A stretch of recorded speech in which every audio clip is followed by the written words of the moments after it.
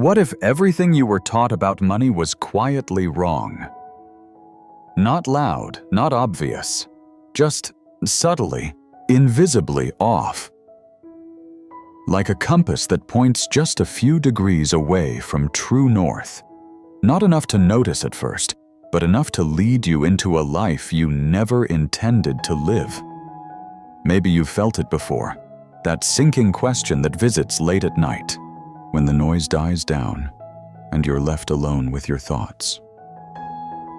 Is this really it? Is working harder the only way?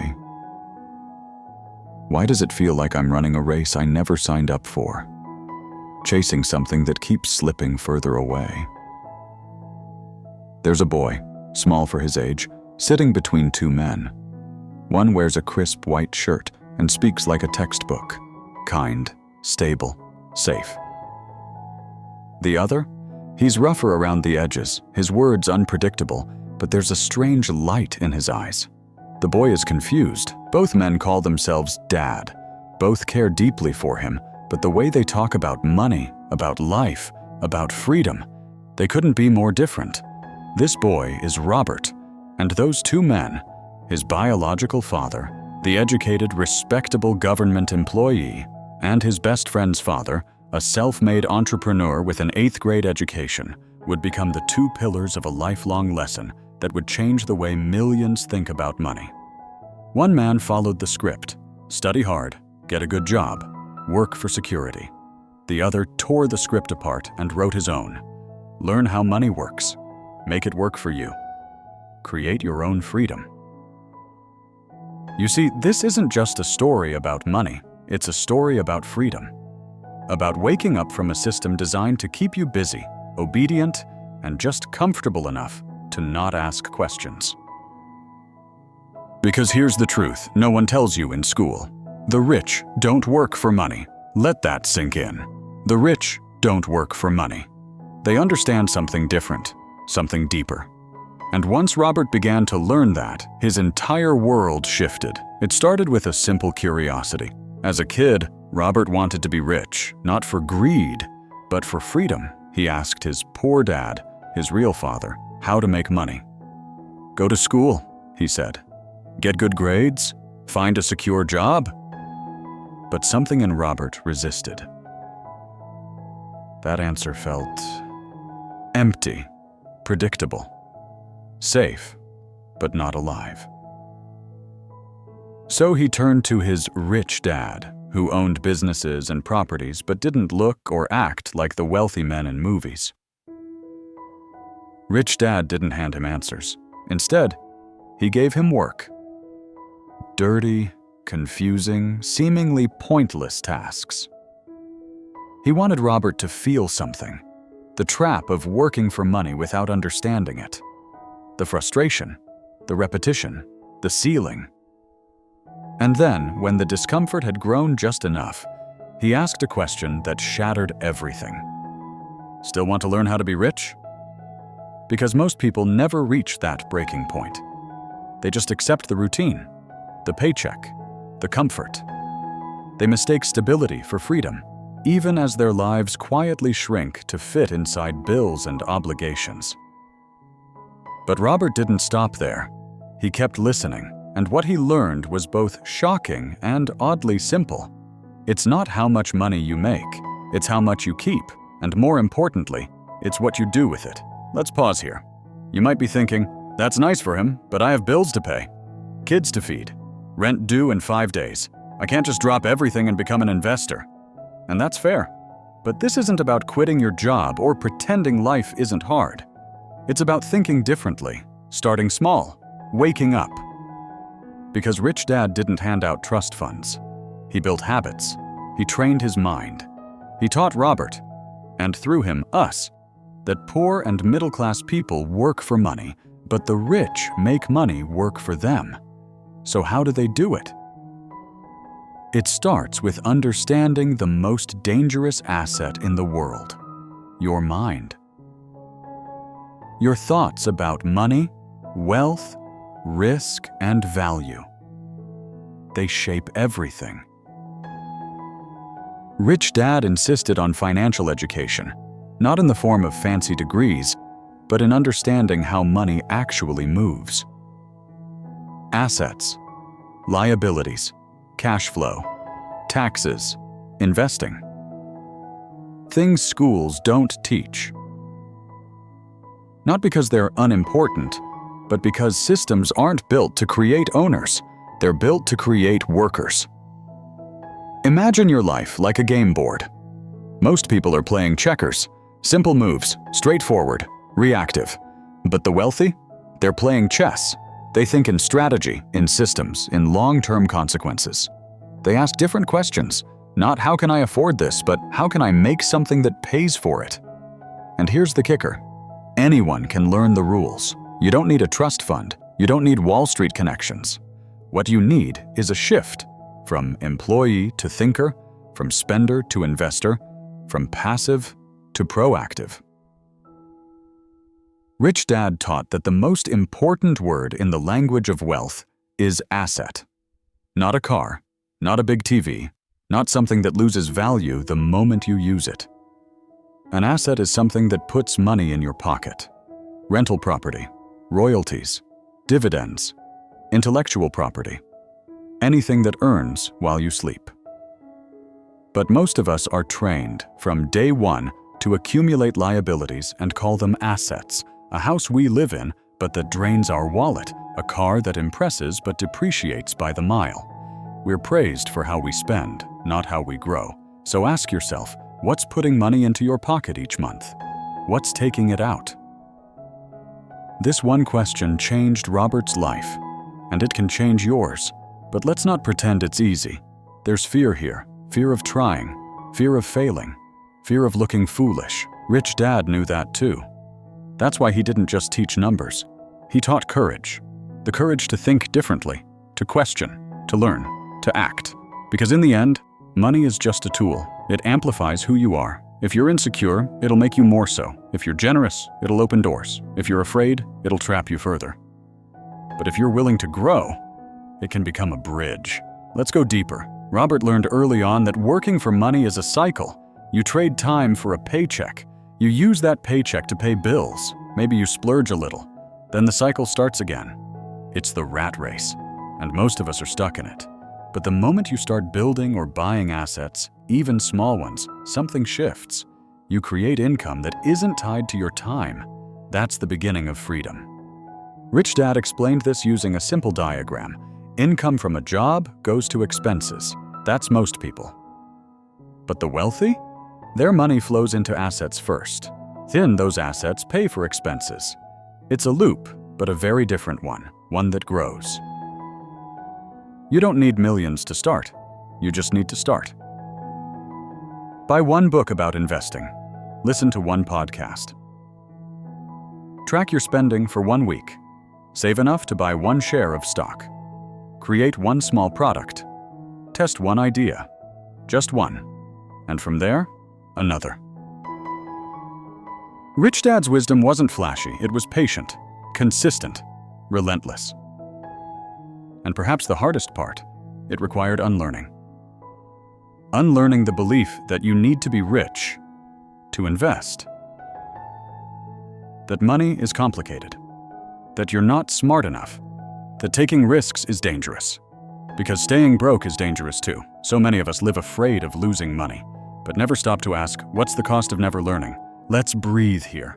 This isn't a sermon, it's an invitation to step outside the noise, to rethink the rules, to stop waiting for someone to save you, because no one's coming. But you can learn to save yourself. Maybe you've failed before, maybe you're tired, maybe you've got debt or doubt, or a voice in your head that whispers, not you. But here's the secret the rich know. Failure is part of the game.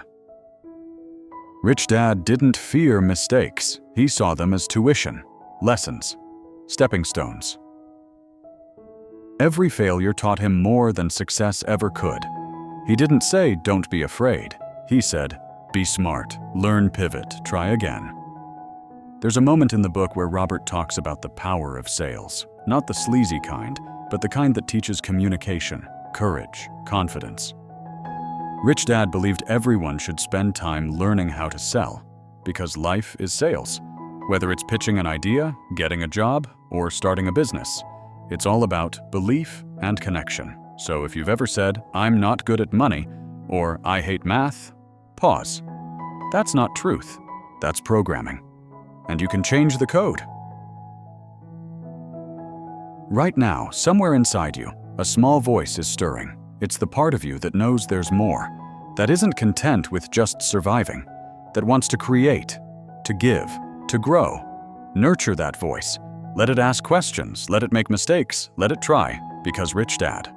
Poor Dad isn't a roadmap, it's a mirror. It doesn't tell you exactly what to do. It shows you who you've been and who you could become. And right now, you're standing at a crossroads. Let's walk forward, gently.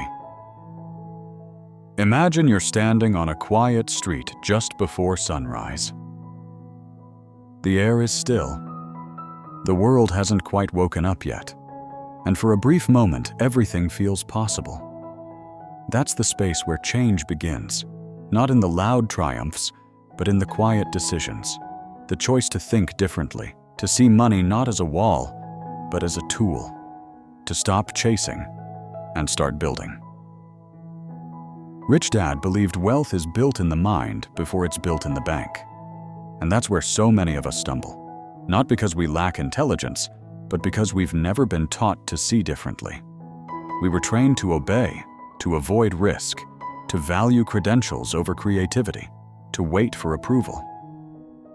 But money, like life, rewards the bold, not the reckless, but those willing to learn, to act, to fail forward. One of the most powerful lessons in the book is this: your profession is not your business. Read that again. You may be a teacher, a designer, a mechanic, an engineer. That's your profession. But your business, your true economic engine, should be your assets. What you build, what you own, what grows, with or without you.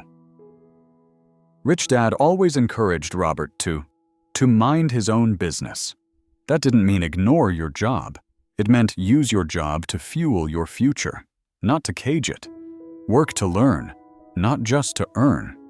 Pick jobs that teach you skills, sales, marketing, leadership, investing, not just paychecks. Because ultimately, your greatest asset isn't real estate or stock portfolios, it's you, your mindset, your adaptability, your willingness to grow. And that growth starts often with a shift in language. Listen closely to how people speak. Do they say, "I can't afford that," or "How could I afford that?" Do they say, "I'm not lucky," or "What could I do differently next time?" One closes the door, the other leaves it open. The words you speak shape the future you build. Let me share something personal with you. There was a time, maybe not that long ago, when I looked at my bank account and felt shame, not fear. Shame. Like I had failed some invisible test, like everyone else had it figured out, and I was just pretending. Maybe you've been there too, counting dollars before the end of the month, smiling through the stress, telling yourself it'll get better when. But then something shifted, not outside, inside. I stopped seeing money as an enemy. I stopped judging myself for what I didn't know, and I started asking, what if I could learn? What if this wasn't a life sentence, but a language I just hadn't mastered yet? And slowly, with every book, every video, every conversation, I changed. Not all at once, but enough to see that I wasn't trapped. I was just uninformed, and education is always available. That's the essence of Rich Dad's message, that financial freedom is not reserved for the lucky few. It's a skill, a discipline, a mindset, and it's built one choice at a time. So let's get practical. Start by tracking your income and expenses. Know where every dollar goes, not to judge, but to observe. Awareness is the first step.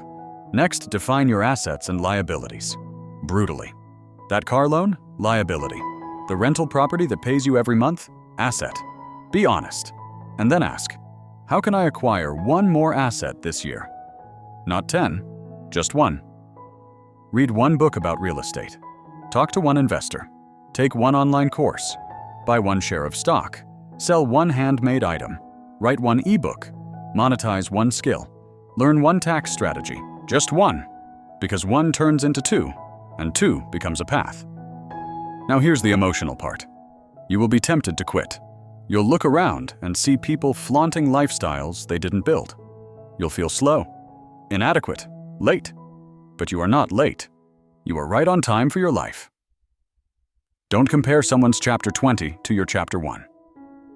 Rich Dad reminded Robert again and again, emotions are powerful. Fear, greed, guilt, arrogance, they all play roles in how we handle money. The key is not to eliminate them, but to understand them. When markets crash, people panic. When stocks rise, people rush in blindly. Emotions drive behavior.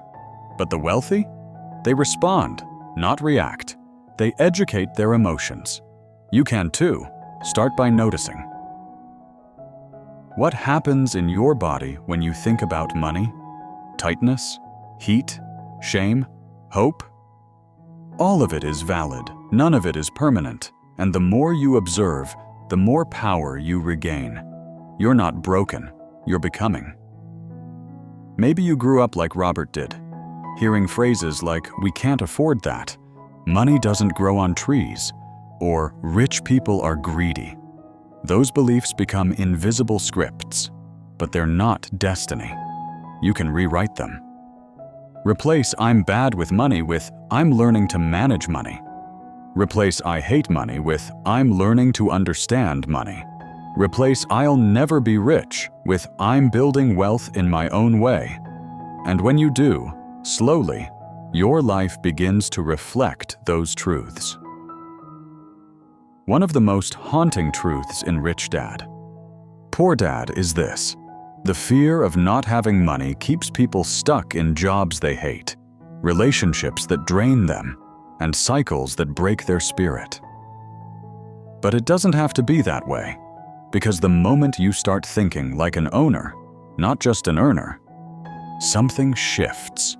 You begin to ask, how can I create value? How can I build something once that pays me again and again? How can I spend time today planting a tree that will shade me for years? And yes, it takes time. But so does regret, so does stress, so does working 40 years for someone else's dream. You choose your hard. Choose the one that grows you. Now I want to invite you into something gentle but bold. Tonight, before you sleep, write down 5 people you know who are good with money. Not flashy, not fake, solid. Grow bohoing. Reach out to one. Ask a question. Start a conversation. Then write down 5 things you love to do or are curious about. Cooking, writing, teaching, fitness. Ask, is there a way to turn even one of these into an income stream? This is how it starts. Not with capital, but with curiosity. Because Rich Dad didn't give Robert money. He gave him the ability to see. And once you can see, really see, you realize that money isn't scarce. It's flowing everywhere. But only those who understand it can gather it, guide it, grow it. You can be one of them. Right now, someone is selling a $15 ebook about their journey. Someone else is flipping furniture for profit. Another is investing $50 a month into index funds. Another is renting a spare room. Another is creating a simple online course. None of them are waiting for permission. They're experimenting, learning, adapting. So what's your experiment?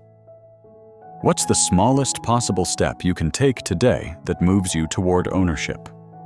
It doesn't have to be perfect. It just has to be yours. And one day, months from now, or years, you'll look back at this moment right now and realize this was the day something changed. This was the day you stopped fearing money and started understanding it. The day you picked up the pen and began writing your own story. And in that story, you're not just a worker. You're not just surviving. You are learning, building, expanding. You are becoming. And now we step into the light together. into that sacred space between knowing and doing. Because insight alone doesn't build wealth. It's the action that follows, no matter how small, that begins to shape a new life. One of Rich Dad's most piercing insights is this: school teaches you to be smart. Life demands that you be financially smart. But those are not the same thing. In school, we're taught that there's one right answer, that mistakes are bad, that failure is shameful. But Rich Dad believed the opposite. He believed in learning by doing, in falling and rising, in asking what went wrong instead of hiding from it. He told Robert, if you want to be rich, you've got to be willing to be misunderstood, to be different, to think when others react, to take responsibility when others blame. And that takes courage. Because here's the truth. The real danger isn't losing money. It's wasting your life in fear of it. Most people spend their lives working harder and harder, chasing promotions, trading time for a little more money, and still feeling like it's never enough.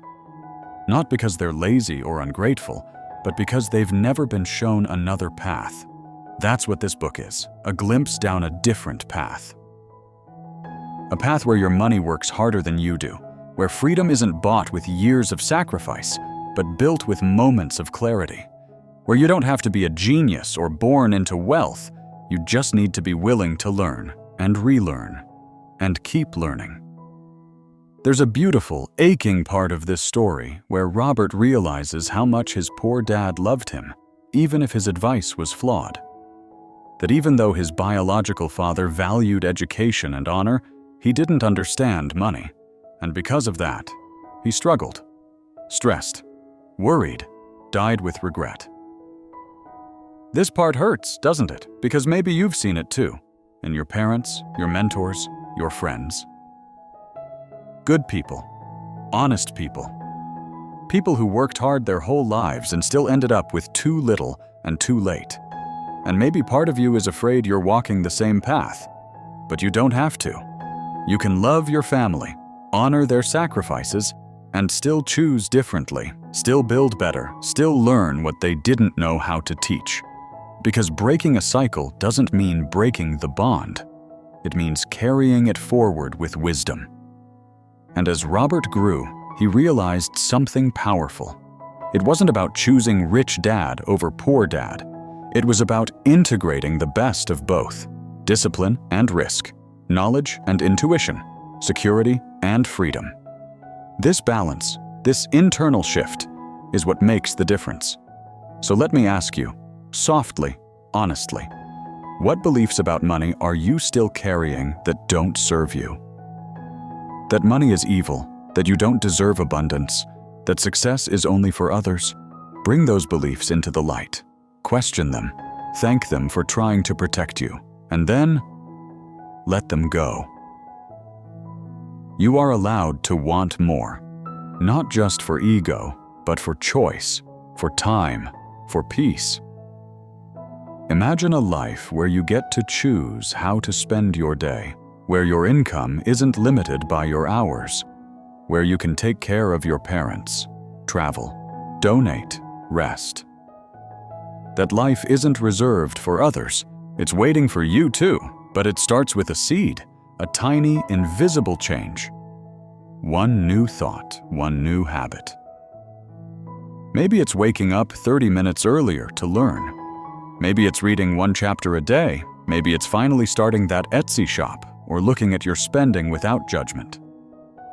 Small steps, repeated with love, grow into something extraordinary.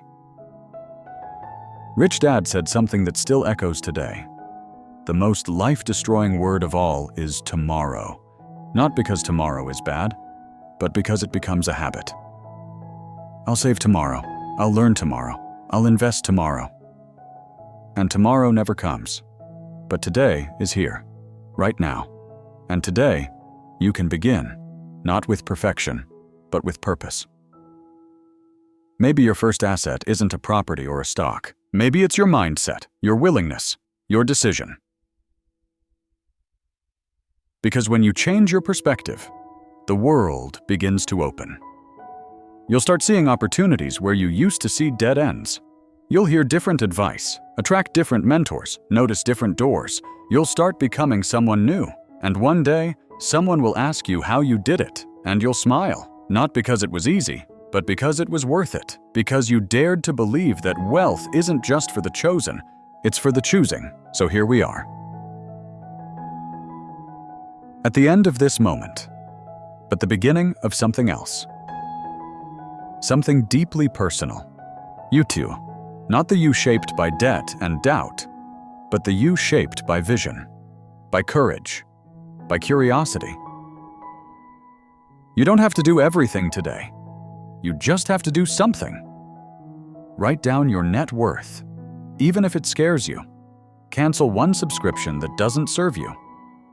Transfer $20 into a savings or investment account. Read one page of a book about money. Tell someone you trust about your goal.